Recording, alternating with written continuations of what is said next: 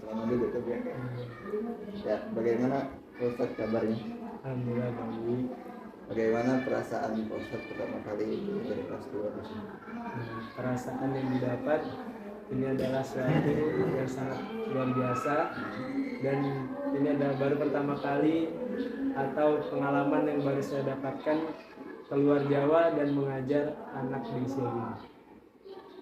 Terus apa saja masalah yang dihadapi Pak Ustadz pertama kali mengajar di kelas 2? Untuk masalah yang dihadapi adalah ketika mengajar kelas 2 yang khususnya, ketika anak itu kita masuk, karena masih banyak tuh yang main-main, banyak yang jalan-jalan, karena kita tidak tahu dia itu belum dewasa, belum tentu, masih banyak anak yang di kelas 2 atau di usia dini ini banyak yang main-main, karena kan pikiran mereka itu belum terlalu terpaku dalam belajar.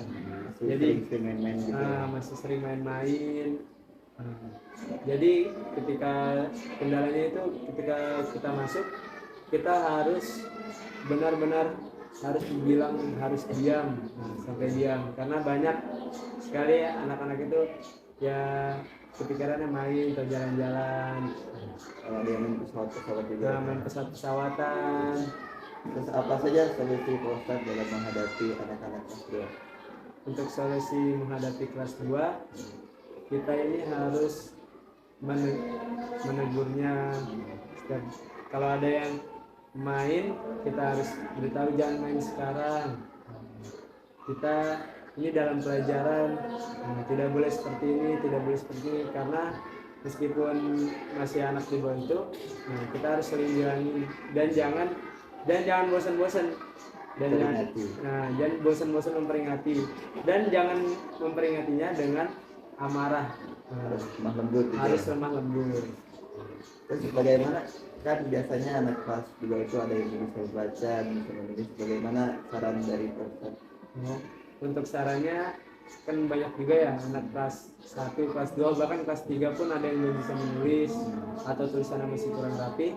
Itu kalau setiap kita mengasih pelajaran atau materi di dalam kelas, kita harus menyuruh anggota atau pelajar itu maju satu-satu untuk kita cek tulisannya, apakah sudah rapi apa belum, apakah sudah benar dalam bahasa Indonesia yang benar, jadi banyak yang salah ketika menulis huruf besar dan huruf kecil, dan menulisnya masih acak-acakan, nggak dispasi dan lain-lain. Dan kita harus mengecek satu persatu ketika setelah pelajaran atau di luar pelajaran, kita kumpulkan bukunya.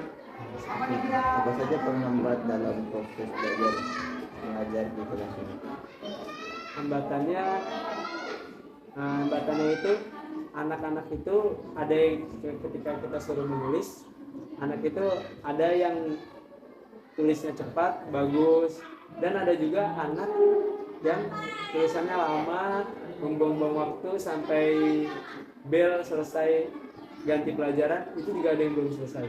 Jadi hambatannya itu kita kurang yang namanya mengatasi atau mengajari lagi anak-anak yang belum bisa menulis dan belum bisa membaca dan mungkin ada pesan-pesan dari Pak buat orang tua kelas 2. Untuk orang tua kelas 2, sebaiknya di rumah untuk anak usia dini ini jangan terlalu sering atau jangan terlalu diperbolehkan untuk sering main atau sering keluar rumah.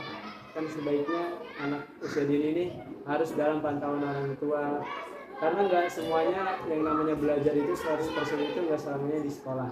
Jadi faktor orang tua itu lebih penting. Faktor orang tua juga itu penting sekali bagi anak-anak yang usia-usia sekarang. Kelas 1, kelas 2, kelas 3 itu untuk cara membaca, menulis, dan cara membaca dan menulis. Baik, terima kasih Pak Ustadz atas wawancaranya pada hari ini sudah merepotkan, dan sampai lagi bertemu nanti.